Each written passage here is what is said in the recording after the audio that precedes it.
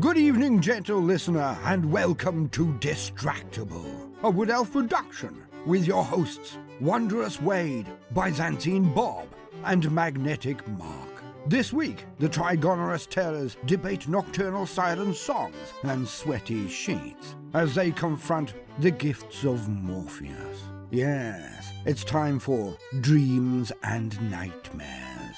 Please position thy dreamcatcher and enjoy the show.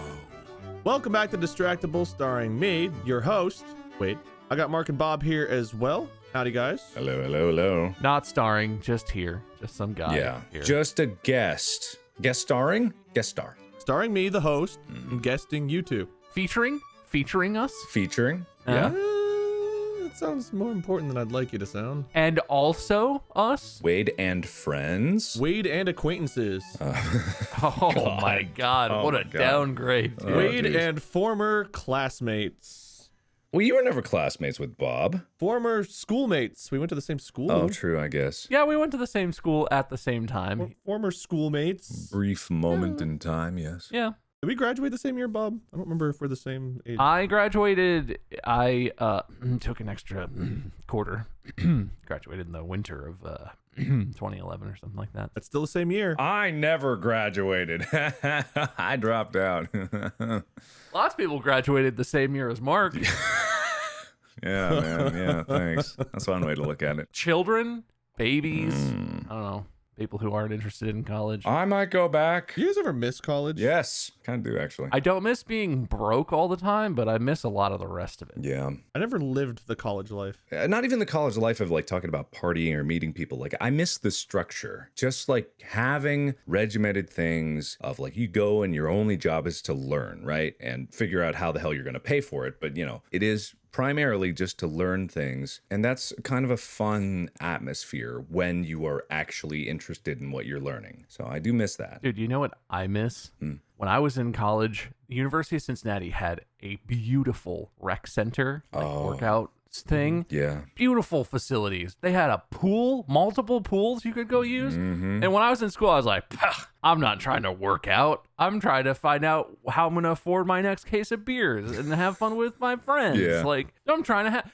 I would fucking kill to have access to a beautiful Olympic-sized lap pool and a huge recreation center with like running tracks and all these machines. Oh, Yeah. that was so nice. And I used it like a handful of times, and then all the time I was in school. Yeah. Let's all go back next year. Let's go back to college. Let's go back to college, guys. Yeah, Distractible goes to college. That'll be our movie. We'll do it for like a quarter, a semester, whatever they're on now. We have to live in a dorm room together. Our Yeah. entire life is doing the podcast in the dorm room and then trying to survive. Yeah. Oh man, they make TikTok houses and Vine houses. Like we got to make a podcast house. Make a podcast. Hey guys, get on my podcast. I just imagine all the like nerds from the NPR politics podcast all living in like a big ridiculous LA mansion, Yeah. just like sitting around reading and like, hey, did you hear about that new fiscal policy? Yeah, no, I read about that. We'll see how that turns out. I don't think that's going to be good for small businesses. Crazy house. Crazy Just house. nuts. We have to get a dorm room. We can't get a house. We have to stay in one of their crappy dorm rooms, like one of the tiny little dorm rooms. Yeah, you're right. I miss having just a shithole to live in. When we were there and it was quarters, why was it called quarters and not trimesters? Because summer quarter was also a quarter. Yeah. With semesters, there's still summer school. Yeah, I don't know why. They translated to semesters like my last year that I would have graduated, Yeah, I which remember that. really fucked up my ability to graduate in the first place because it also coincided with me being laid off from my co-op. And I was like, me not graduating is actually, I should have graduated, Their but fault. like, well, it's my body's fault, like with my tumor and all that, and then being laid off. No, No, it's their excuses. fault. All right, yeah. It is. Yeah, you just had a little tumor. Come on. They better provide us with another free 4-year degree to make up for what they've done to you. Yeah, exactly. We're coming back. Yeah, you better watch out, you see. We're coming back. I'm getting my basket weaving degree. No one's going to stop me. Did they offer a basket weaving degree at University of Cincinnati? I don't know. That's like the meme of like what athletes get. They get basket weaving and business degrees and stuff. Yeah, that's like the meme. Dude, you know what class I wish I had taken, Mark? You remember outside our dorm freshman year, they always had that rappelling class because there was that big cement like staircase outside City Hall. Yeah. It was mostly ROTC people. Yeah. But like, I would love to take a rappelling class. Yeah, I probably could have taught a rappelling class because I made 0 college friends. Wow. I mean, yeah, that was another thing about the college experience. But basket weaving, I just imagine there's a football player, like college football, like on the bench in the sidelines, just frantically weaving a basket, being like, I gotta ace this test. I gotta ace it, guys. It's like, you're on the field. I'm like, no. He runs out with his basket. I gotta finish it. Good times. I guess I should get us back on track here a little bit. That's your show. We're just guests. College, though, I guess it can kind of segue into this because, the reason people go to school, go to college to pursue their dreams and ambitions. And the theme I want to talk about today is dreams. Not necessarily goals, but dreams you have while you're asleep. Dreams and nightmares. Oh, my God. And any crazy stories you have that you remember from any crazy dreams or nightmares you've had. I feel like this could be a multi-parter. So this is like, we'll call this episode 1 of Dreams and Nightmares. Yeah, this feels like the kind of episode where we're just like back and forth sharing dreams because I've got so many small instances. There's nothing that could sprawl over a story, but like I've got so many issues with dreams and sleep in general. But yeah. I feel unfairly targeted. I just want to start by saying that. We have kind of talked about this before. Yeah. But we've talked about the fact that I don't see visual images in my mind. That spills over to dreams which too? spills over into dreams. No way! Yeah, I never made that connection, actually. I never thought that would affect. So, do you dream? Wait, talk about what this is in general for everyone who doesn't know. Well, this might change the entire direction of the episode, but That's okay. We've had a discussion on like a live stream we did, but I posed the question of what do you see if you're imagining something? If I tell you to imagine your childhood bedroom or something. Apparently, and this was news to me, surprising. Mark and Wade, you were both kind of like, yeah, I can see, I see in my room. You visualize it. It's like you're standing in your room or laying in your bed or something, right? Is that fair to say? Yeah. I don't see stuff. On very rare occasion, it's not like I don't see anything. It's just blackness in my mind when I'm trying to imagine or when I am dreaming. But I don't see like distinct visuals of anything. I can see like colors and suggestions of things from my memory or that I'm imagining. Mostly what I experience when I'm imagining something or when I'm dreaming about things is like a feeling. It's apparently a phenomenon known as aphantasia, which basically just means I don't have like a very visual imagination. This is not a technical description, but this is sort of what we talked about previously. Yeah, so gentle listeners out there, just as an experiment to get this kicked off, if we're going to talk about this, try and imagine something really specific. Try and imagine, I don't know, your favorite memory, like your favorite birthday party or, one of your best memories with your friends. Or an apple. You can literally Google imagine an apple in your head, and there's like a visual that goes along with it that shows like 5 different versions of what people can picture typically. Oh. Ooh, it's in the Discord. I did put it in the Discord. Oh, it is.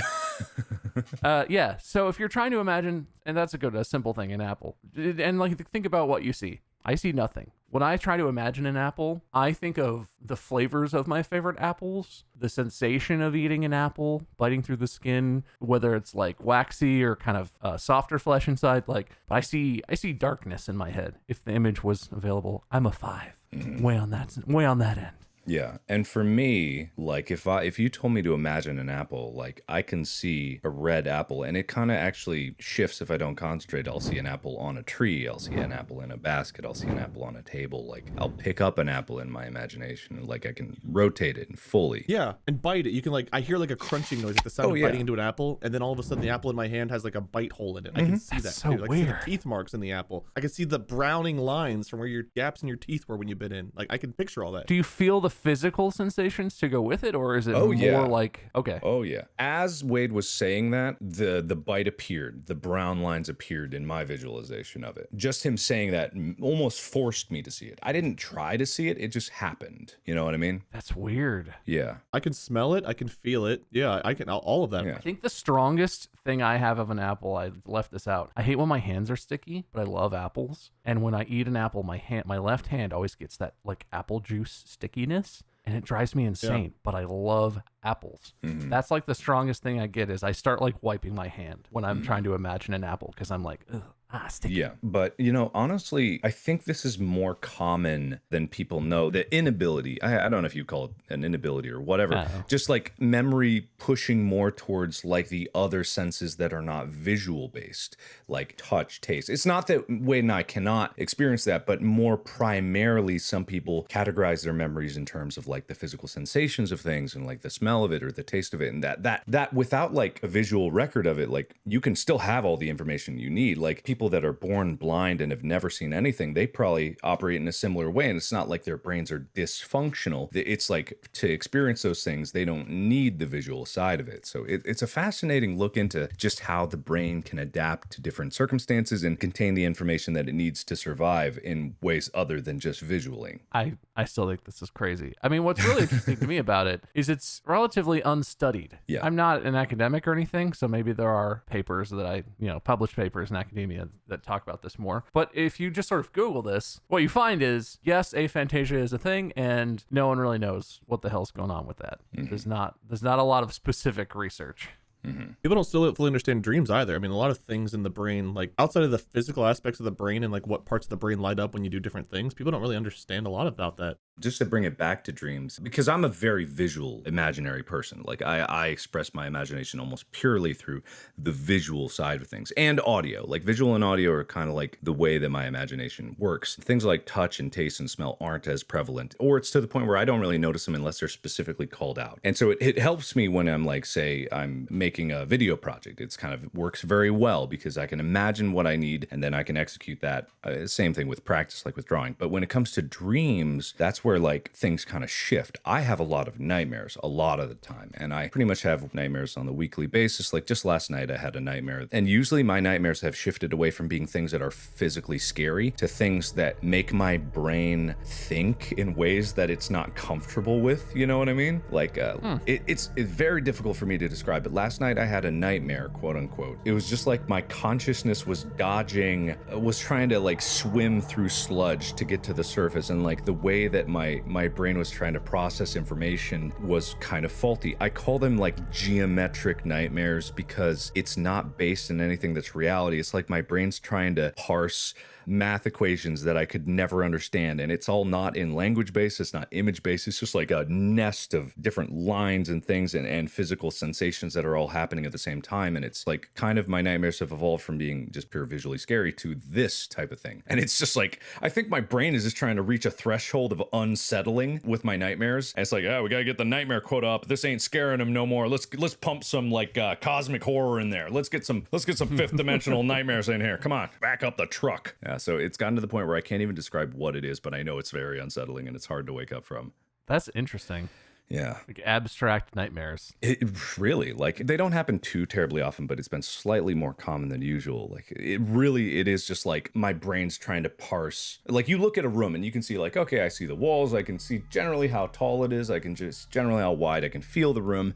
But in my dream, it's like the lines of the room are all wrong, intersecting. Like, the walls are close and far at the same time. And there's just like this mathematical element to it. And like, I'm not great at math. And it's just like my brain, the background subconscious calculations that you do for like distance and spatial awareness are all trying to happen, but they're all wrong. So my brain is like, oh, this fucking sucks. And then I get really like paranoid and I get really like kind of like a headache, but in my dream, it's weird. Man, it's weird. But those are exclusive to my nightmares, not my normal dreams, just my nightmares. Yeah. I don't remember most of my normal dreams. Like sometimes I'll remember one briefly and I'll kind of forget it. The last two dreams I remember are both nightmares. One, I went to bed after watching, I don't know if you guys are familiar with the YouTube channel Cinema Wins, Cinema Sins. Yeah. Mm-hmm. So I was watching, I forget which channel it was, but it was about the Don't Breathe, the blind guy that has like someone in the basements like killing people in his house or whatever. Mm-hmm. And I had a nightmare that combined like that with like Michael Myers Halloween Dead by Daylight. And I was in a house trying to escape from Michael Myers with other people who I can't even picture who else it was at this point. But we were like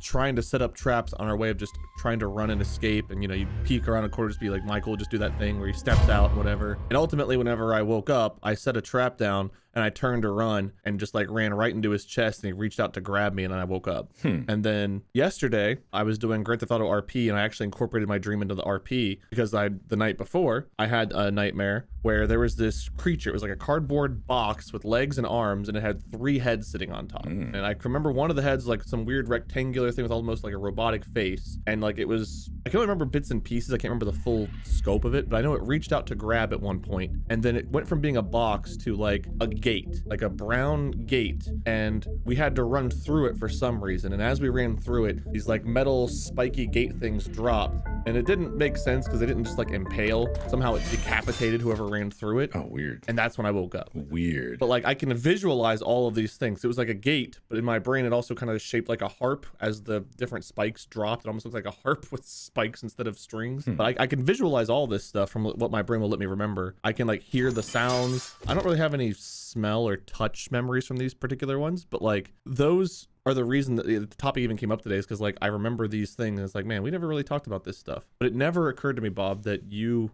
wouldn't have. I don't know if you don't dream. I guess I'll ask you if you dream or have nightmares or whatever, what form those take. That never even occurred to me that would be a thing. Yeah, I'm curious about that too. Yeah, so I don't generally remember dreams. Like I could go for weeks without having a dream that I remember. I don't know if it has to do with my quality of sleep.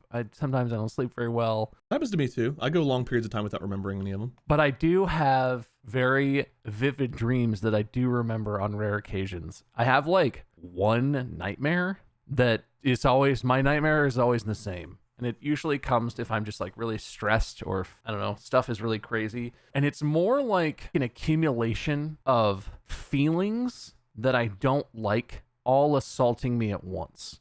I have a lot of like really specific things that like will make me cringe, will skeeve me out. And one that has always been a thing for me is walking and or running around the edge of a pool. That's sort of like wet tile, you're wet and a little slippery, going around the pool. The idea of like, ooh, if I slip, what if I hit my head on the edge of the pool and I fall in? There's a lot of like imagination that goes into this, but anytime I'm around the edge of a pool or I see people around the edge of a pool, it makes me uneasy. And that, like, I would say for my nightmare that recurs, that's like the strongest feeling, is that fear or whatever combined with being relentlessly pursued by something that I can't see or perceive. So like my nightmare, I always remember it as the feeling of like I'm running from room to room almost. I'm like going from pool to pool, but I always think like, okay, I'm getting away from the pool. And then I show up to another pool and I have that exact feeling of like, I got to go fast, but not too fast because I'm on the edge of the pool and it's really slippery. It's such a specific thing. And I'm not sure what exactly, like, I think I'm just generally afraid of whatever is causing me stress. Like it's always abstract. I never see it.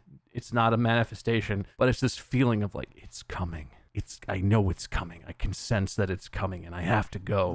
Right. But like there's no visual aspect to it. It is entirely just feeling those negative emotions. And I almost always, I wake up with the feeling of like, I fell, fuck. And I wake up with a jolt, that thing where you feel like you're, you know, like Inception, like where you're falling and you wake up and you're like, that is always how that goes. How do you know you're by a pool then? It's like the sensation, like, you know how, especially like indoor pools, you know how it's always kind of humid in that specific way that like an indoor pool area is? Okay, so your other senses are definitely in tune. Can you smell the pool water? Yeah, strong chlorine smell, strong like pool smell, and like the sounds even, like, you know, that like echoey, like kids at the pool in the distance and running and splashing. It's everything except the visual.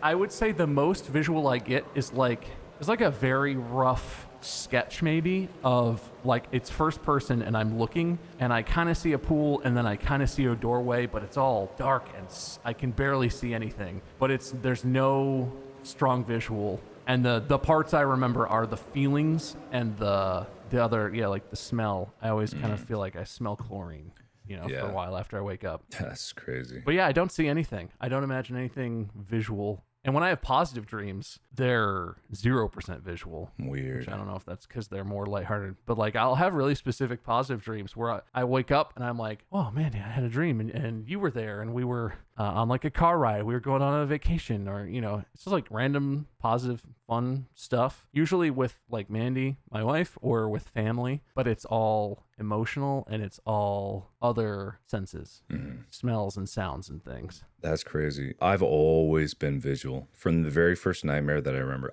This might be my first dream I ever remember is a nightmare. And it was when I was about 4. I might have told you guys this before, but if I didn't, I remember I was being chased by someone with a chainsaw in the woods, like classic horror movie. But I was 4. And I don't know when I would have seen a movie that had that kind of like imagery to it. Like I don't recall seeing any movie about it. I don't recall seeing anything about it, but it was very distinctly this guy, their face, like scary, like huge chainsaw. And I remember that. And I woke up from it. But the most horrible part about it is when I woke up from it, I still saw his face, like hanging over the foot of my bed, like about where a very tall man would be looking at me. And it didn't matter if I closed my eyes or not, because it was in my head, obviously. So I would see it, I'd close my eyes, and I'd still see him. And he was right there. And it was like, no matter, I opened my eyes, he was there, and I closed my eyes, and he was just right there. There was nothing else in the black void but just him. Don't like that. It burned into my brain. Like, I remember that just as vividly now as I do back then. And I was terrified, obviously, because I was a kid, and it was just like this horrible man. But the thing is, his face was the only thing that was there. There was no body. It was no chainsaw. Just a floating head. And I don't know if that made it worse, but like thinking about it, just like, excuse me. I put my head on the covers, didn't matter, still saw him. It took a long time for that image to fade away. But my first memory of a dream is just like that fucking face. I kind of have one of those.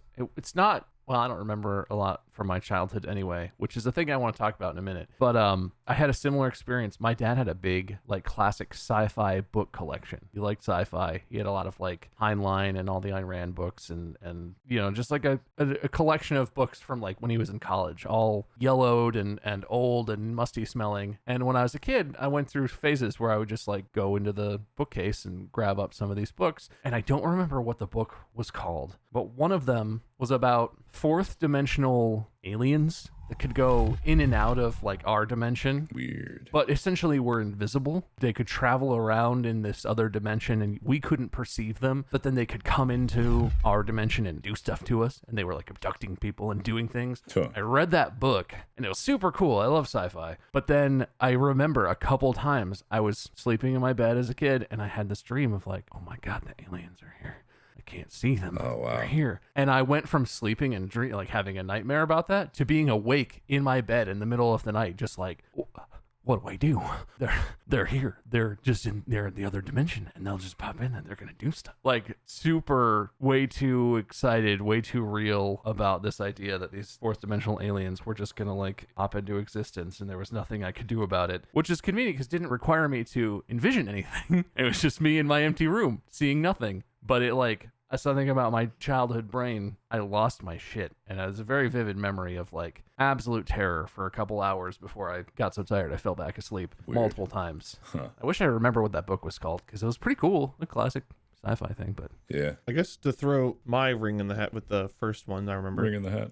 My hat in the ring. My ring There in the you hat. go. You know, you throw a ring in the hat. Yeah, you throw the ring in the hat in the ring, you put the ring in the hat, Yeah. You can have a hat and you throw it in a ring, but if you have a smaller ring, you can throw it in the hat. throw it in the hat. But then what happens, you would throw a ring in the hat and you hat in the ring. well, then get a ring in the ring hat. Well, it's like putting a rabbit in a hat. You have to put a rabbit in the hat to pull a rabbit out of the hat, you know? Yeah, what if you put a ring on the rabbit in the hat and you pull that out? Which do you put out, the ring or the rabbit? It depends. What if the rabbit's wearing the ring? That's what I just said. The ring was on the rabbit. The rabbit was wearing a ring. Then I guess you pull out both. But which one goes first? I guess depends what part of if you're grabbing the rabbit by the ears, where's the rabbit wearing the ring? You got me there. Deduct points. From myself? Are there points?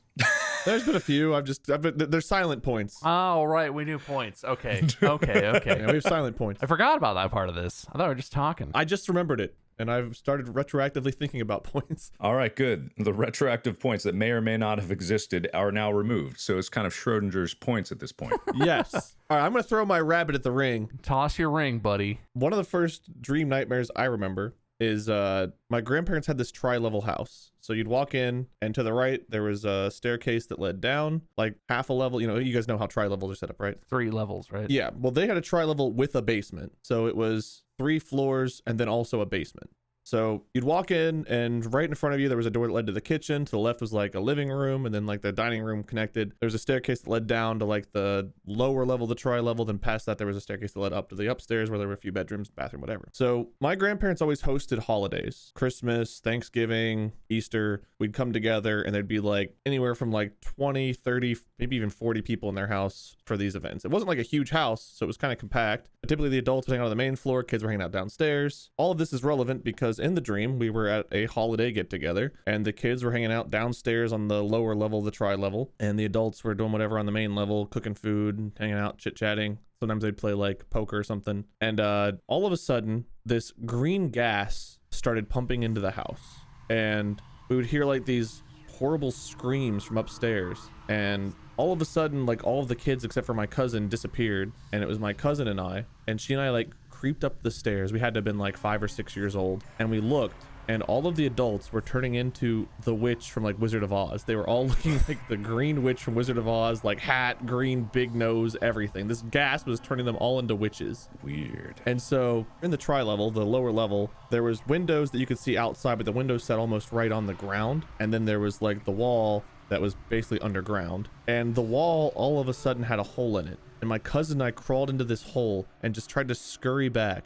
And I don't know which relative it was because they all looked the same. They came down and they started reaching, and their arm, no matter how far we scurried back, their arm just kind of kept stretching, like Pennywise and It. Whenever he grabs Georgie and his arm just keeps stretching out. Weird. Their arm just kept stretching closer and closer. And then like they blew the air, and this green smoke started coming toward us, and right before their hand and the green smoke touched us, I woke up. That's weird. But that dream for some reason has stuck with me for 25, 26 years. Wow. I remember that dream for that long. I don't know why. It's just still there. Yeah, man. I have occasional dreams like that. There's one, it's like a half waking nightmare, half just pure nightmare. But it probably is the one that scared me the most, just because it made me feel like I was about to die. I was at my mom's house, and I remember my bed had a window by it, but it wasn't even a window that I could see through. It was like I'd have to lean up to see through it. But I remember in my dream, I was looking out the window at some point. I don't remember what happened before, but I was lying in my bed looking out this window in my dream, as if it was a normal room, as if it was just the room I was normally in. And out this window, the moon was literally crashing into the ground. Full on Majora's Mask style. It didn't have the big face or anything, but it was crashing into the ground. And in my brain, I was just like, oh shit, this is it. Like, I'm about to fucking die. You could see the ground like kind of like tidal wave towards me, just this big shock wave. It hit, big fire blast, and just before it was, actually not just before it was about to hit, it was like coming over the tree line, this big wave of energy. And then I woke up. But I woke up looking at the exact same thing, right? And this is impossible because the windowsill isn't at the level where my eye would be. But I woke up, quote unquote, and I was looking out this window still lying down, and there was no moon. And then I blinked, and I was back in the dream, and the wave of like just dirt and like ground was closer. And I'd be like, oh fuck, and then I'd blink, and it was gone again, and I was awake, quote unquote. And then I'd blink, and it was coming even closer. Like, it still kept going, like, in between his blinks. And this took in the space of, like, 10 seconds. Wow. And it was just like, blink, it was gone, blink was there. And I was like, I swore I was awake. But then I finally woke up because I blinked one last time, and, like, it reached me, and then I was like, yeah! And then I woke up in my bed, I was looking at the ceiling. And I'm like, what the fuck? Like, just what the fuck? Like, and I've had those dreams where in my sleep, I am in my room as it normally is, but I am looking in a different direction that I could not possibly see. And it's just very, very strange. Weird. Yeah, not the only time that's happened either. I have plenty of those waking nightmare things. But maybe we could talk about good dreams too, I guess. Well, so I had kind of a spin-off topic, I guess I'm curious about, more on the aphantasia train. Go for it, you know. So apparently people are beginning to study this more because there was apparently a study in 2020 as well as a study in 2021. But the 2020 study, I'm summarizing possibly inaccurately, but this is what I'm getting from the internet. They concluded, one of their conclusions was that people with aphantasia have less vivid autobiographical memories or have trouble retaining autobiographical memories at all. Mm-hmm. Autobiographical meaning about your own life. Yeah. I have always felt weird because I feel like I don't remember a lot of important and like big things from my life. Like I remember them like I heard about it once. I know that these things happened or that I did these things. Mm-hmm. But I'm just curious, I guess, how many memories do you feel like you have of like your childhood?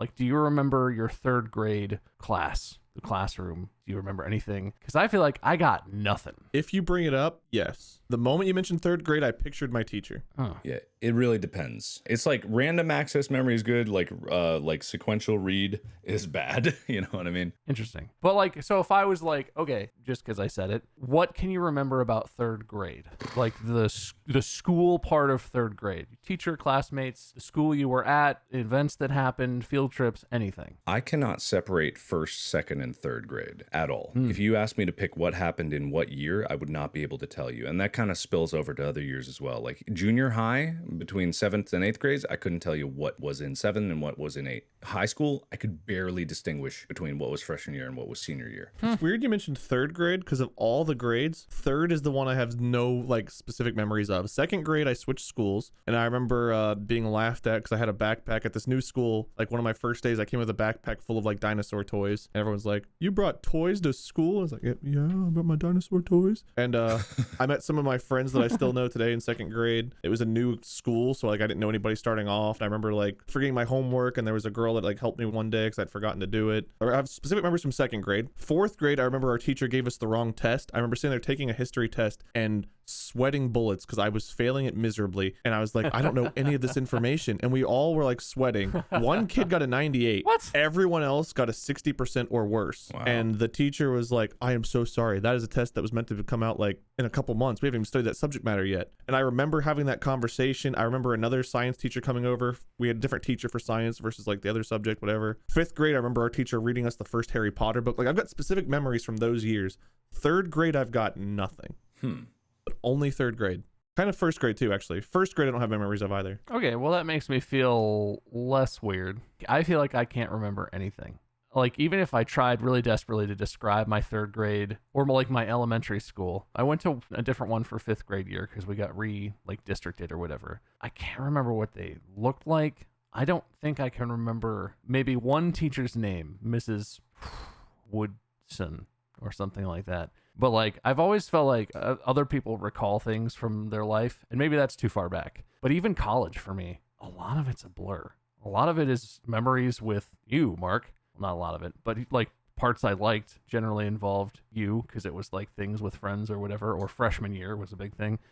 It's very fuzzy, and I've always wondered if it was because I can't visually remember it, or I guess people just don't have that great a memory. Maybe I've just been selling myself short. No, I think it's just kind of just people's memories are never as good as people think they are. Like I kind of have a habit in my life of just like, if you think you're good at something, talking to myself, just like kind of doubt it. Like doubt that you're the best in the world because like, you know, always kind of like undersell things like memory because it's like, it's probably not as good as you think it is. So that kind of saves me because my memory is not very good. But about random things, like events in my life, like I said, just like all of my childhood kind of just blurs in one big lump. Junior high, I couldn't tell you what happened there. I don't remember a single teacher's name. Like, especially in high school, like I don't remember any teachers' names besides Mr. French. I remember Mr. French. Everyone else, I don't remember. I literally could not remember. If you showed me a face, I might recognize it, but I could not tell you what the hell happened in those classes that I was there. And I spent 4 years of my life in high school. I thought you said junior high.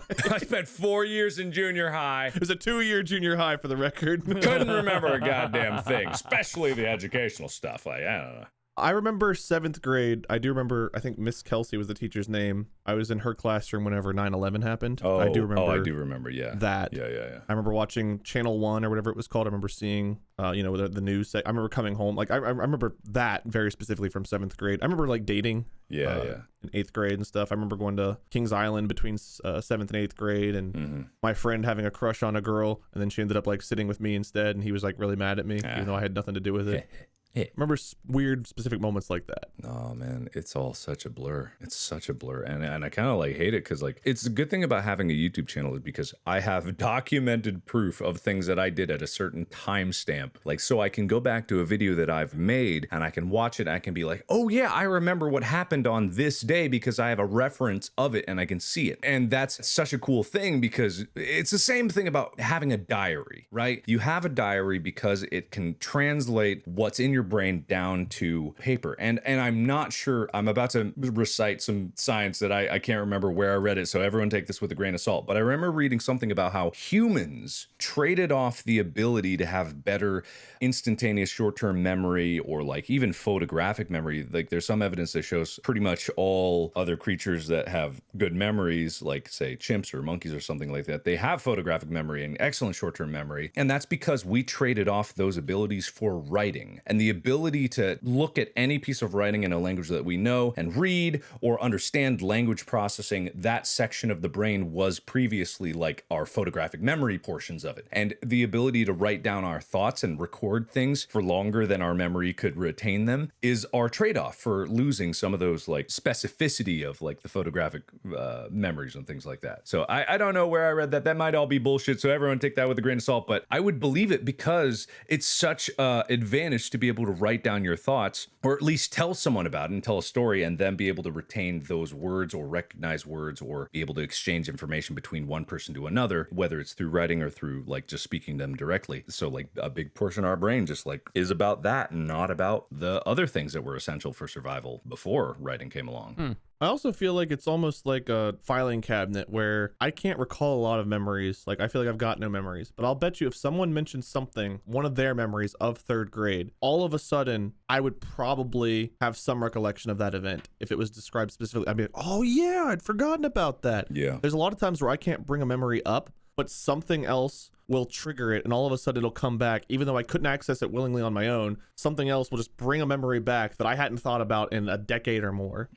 Yeah, no, same with me. Like if you tell me about a certain situation that I was definitely an inactive in, like, and you told me about it, I would never be able to recall that on my own, but instantaneously I would be back at that point. And in a weird way, I would be able to visualize it. Like, and maybe that's a tough part about like having visual memories, because when you have to try to conjure up the visual, your imagination is trying to rebuild the thing you're trying to remember until you get to the actual source of it. So it's like, maybe it's like more destructive in that regards, because, and that's why it's hard to remember things that happened, is because to conjure it, how do you even start from getting that image? Like where in the filing cabinet is that picture? You have to rebuild it just to be like, what am I thinking about? Okay, it had like a dog in it, and then like Greg was there, and then like, oh yeah, we were at a park, and you rebuild that in your head, and you're trying to like approximate, and then your recognition is like, oh yeah, no, it wasn't a park, we were in the lunchroom. But it's like, you know, then you just destroyed that memory with there's a park in there. So I don't know. Memory's weird, man. It is. All right. I have a follow-up question, because now I'm just sort of thinking about this. Back to dreams.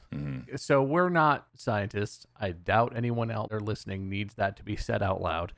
But like, I'm sure there are neurological studies and psychological studies and all kinds of scientists of all types who have spent time and are currently investigating what they think dreams are, what the evidence suggests. But I guess I'm curious, since we're talking about them, what do you guys think dreams are? They're very different experiences. I mean, we talked about how mine are not very visual and yours are extremely visual, Mark, and Wade, you're just sort of in the middle or whatever. I don't know. You're normal guy. But like, where do you think they come from? Because I can say with confidence, when I have had nightmares, at least nightmares that I remember, it's always during tumultuous times. It's always at a point where I'm incredibly stressed. Like when I was in law school, very stressful, hard work, long hours, or, you know, other times where huge things are happening. Like the tour turned out to be really fun, but it was stressful for me ahead of time because I didn't know how that was going to go. For context, for anyone who doesn't know, we did a live show tour many years ago now. It's like a comedy show, and we had never done that before.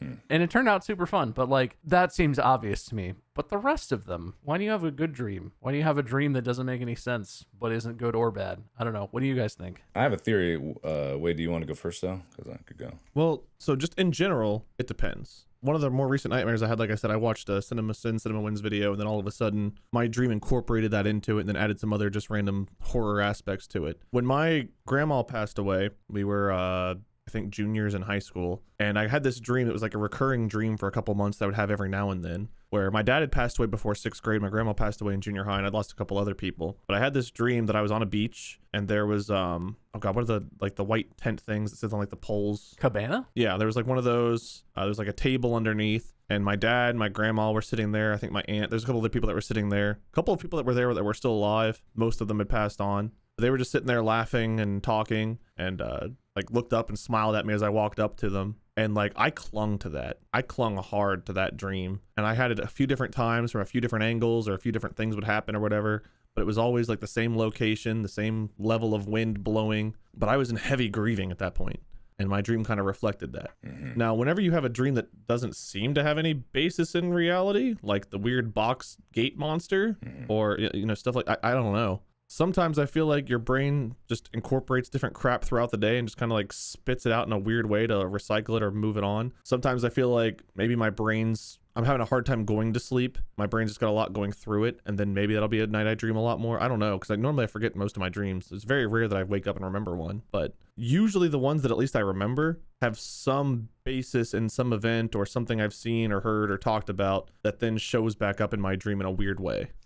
That's interesting. My philosophy for dreams is probably a little unorthodox, or maybe some people have it. But at the end of the day, I look at a dream and I'm like, it doesn't matter what it is. It doesn't really matter why it happens, or it doesn't really matter like what the conclusion of it is. Because whenever I run into a problem where the answer is all internal and all just like it happens, it's like a basis of human experience. It's not so much I'm dismissive, like, oh, it doesn't matter, like it's a waste of time. It's moreover just like whatever conclusion I come to, I cannot verifiably prove, especially when it's something that is a human experience, but also a personal experience. So the answer really wouldn't affect me, and dwelling on it might cause more harm than good. Because if I look into why I have nightmares on the weekly basis, if I start to question that why, like that would run me down a path of looking at like, okay, well, what's going wrong with my life? And maybe that's healthy, but it probably at the end of the day, it's not, because I function just well by being like, I have nightmares on occasion. And whenever I tell some people that, they're like, oh no, well, are you changing something? I was like, no, I just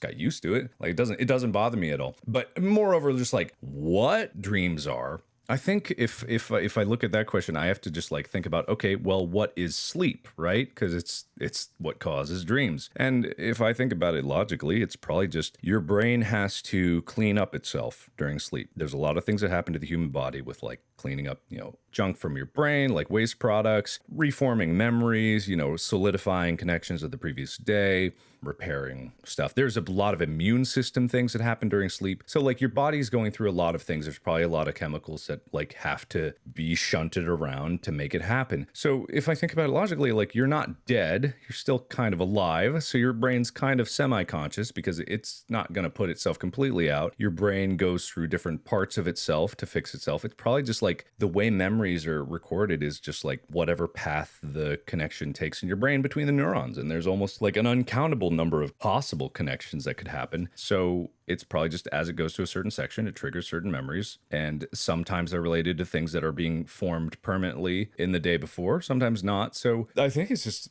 all just random gobbledygook of your previous day, like, or old memories get dredged up depending on where your brain is like, oh, this part is getting a little scruffy. Let's clean this part off here. All right, that looks good. Oh, this part over here. Yeah, that looks good. I don't know. I think that's probably the what it is, but more the why I don't bother thinking about. What creatures, like, do amoebas sleep? At what level do creatures start, like, sleeping? Oh, weird. Is it, like, creatures that have a very obvious, like, brain and stuff? Does, like, everything sleep? Or does it get to a certain point where some organisms do and some don't? Like, I don't know if we know the answer to that. I'm just very curious. I think that probably depends on what the, like, technical definition of sleep actually is. Yeah. Because as we think about it, it's the idea of, like, it's you rest. You're physically tired. You're mentally tired. It's like most organisms cannot function constantly. But I would imagine that applies to, simpler organisms. Because for humans, that means lay in a bed and sleep. For animals, that means find a bed, find your nest, find your den. I don't know, whatever animals might do. But for multicellular or simpler organisms, I mean, that's us, multicell, whatever. For simpler organisms, they must have downtimes, right? Oh, you think so? Where regenerative functions or cleaning, like you were talking about, Mark, like chemical, rebalancing or getting rid of waste or whatever, like, has to happen. It's not necessarily sleep.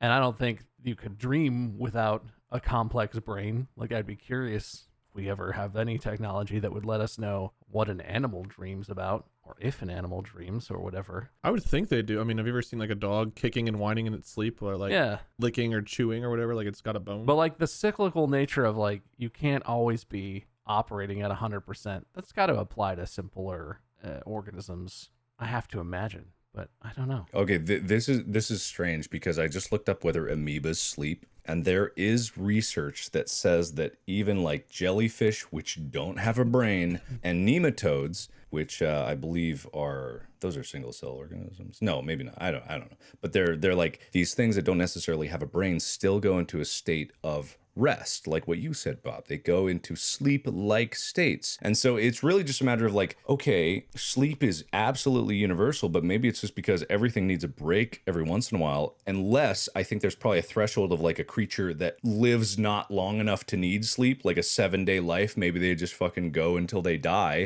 Like they wouldn't need sleep because they don't need to recover because Do they're trying like to... flies sleep? Because they don't live for that long. Yeah, it's a question, but it's universal. Like apparently scientists have not found any animal, like animal that does not need sleep, even if it's a little bit, even if it's a lot, like needs sleep. And I think it's just because no matter what, there are certain chemical energy requirements that you need to be awake, and there are certain bodily functions that need to occur to maintain biological integrity that can only happen when you are not moving and not using that big dumb brain. I think it's just like a matter of there needs to be a reset, there needs to be recovery, there needs to be recuperation. Like it just happens. So Fascinating. yeah, I can't see if flies sleep. Do flies sleep? They need a comfortable place to sleep that will shadow them. What? Yeah, I found an article that's like for like children, but it basically says flies do sleep. They have a central nervous system, and they also have circadian behaviors, meaning that they have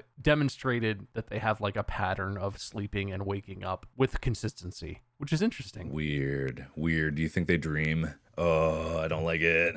I can't imagine. Just a big old poo platter. I mean, so it's very human of me, but to answer my own question, I kind of generally agree with you, I guess, Mark, on the same train. Yeah. I feel like, and this is coming from Mandy, my wife, Mandy, I really think dreams are more active than people might think. Like I don't think you go to sleep and your brain just does whatever it wants and dreams come up, because Mandy can go to sleep and like maybe she forgot to set her alarm, or she set her alarm for PM or AM, or her phone dies or whatever. She wouldn't do that. But if she did, she could still wake herself up in time for like, work, for a meeting or something that she knows that she has. Yeah. She is like still conscious while she's asleep. She has absolutely like had a long day, been exhausted, gone to bed, and forgot that there was like an early thing the next day, with no alarm or anything, woken herself up like half an hour before the thing and just been like, I have to get ready and go to this. Oh yeah. And like, so I think that,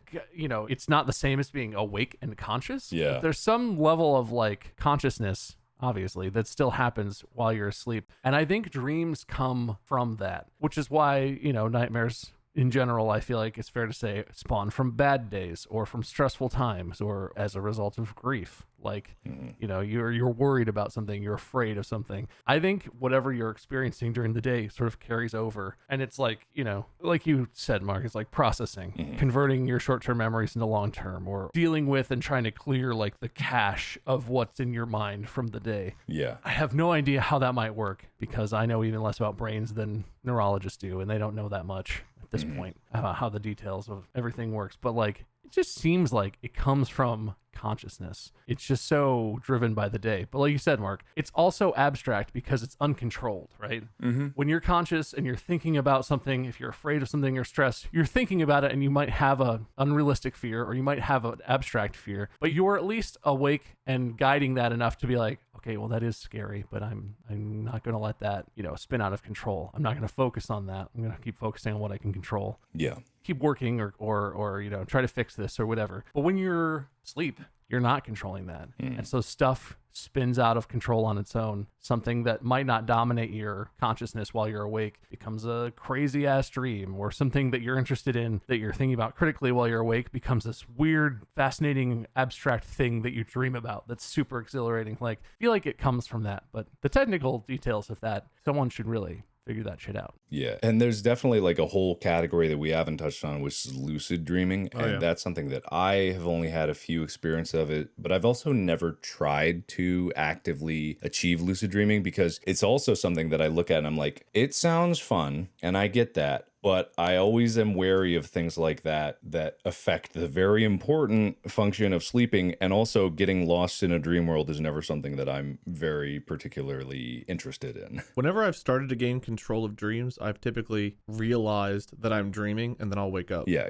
Almost always for me. But as much as I would love to continue this thread, I feel like I should probably wrap us up here soon. We've kind of gone on. This was like a more serious episode, but I really enjoyed it. I enjoyed delving into the brains and our brains and looking at all this stuff. I don't know. I found it very interesting. I hope you guys did too. I did. That's pretty neat. Very interesting. Yeah. Well, I think that we have very different experiences, especially compared to you, Bob, and not seeing things. But I think like all of our dreaming experiences and the input we had is valid, and therefore I declare this a tie. All right. Wait. That's This is new. the first tie of Distractible. What does that even mean? Do we all have to host next episode? It means you two have to joint host, Oh God. Joint host. Ooh. or you guys can fight to the death. I won't fight I to don't the want to death. do that. No. Oh, okay, all right. No, I don't. Oh. Well, hey, come on. All right, let's fight to the death, I guess. No, I don't want to do that. Oh, we don't. I thought you just said you do want to fight to the death. no, was I into don't it want to now. fight to. Then one of us would be dead. All right, fair enough. That's true. I don't even know who it would be. Kind of a weird matchup. You could fight to the yield, All right, fine. Fight to the not death. or I could just pick a winner if you guys don't want to joint host. No, I can no, force we'll it. join. No, you, we'll you join already said host. it. We'll figure it Yeah, out. We'll We'll figure host. it out. Yeah. Hell yeah. All right. Well, thank you, Mark and Bob. I appreciate your guys' input. I think dreaming is a very fascinating thing. Something I looked at, like when I took a psychology class in high school, I talked about dreaming a lot with the teacher. So hopefully all you guys out there listening, share your experiences with us too, whether it's social media, whatever have you. Hopefully it was interesting for all of you guys. Thank you all so much for listening to Distractible. Make sure you're subscribed to the podcast on every platform it's on. Download and listen to it every episode multiple times. Check out our sponsors. Subscribe to Wood Elf so you always know when there's a new episode, and follow Wood Elf Media for the latest updates. You can also follow our socials. We're on YouTube and Facebook and Twitch and that kind of thing. Yeah. Thank you guys. Thank you. Bye. Podcast out.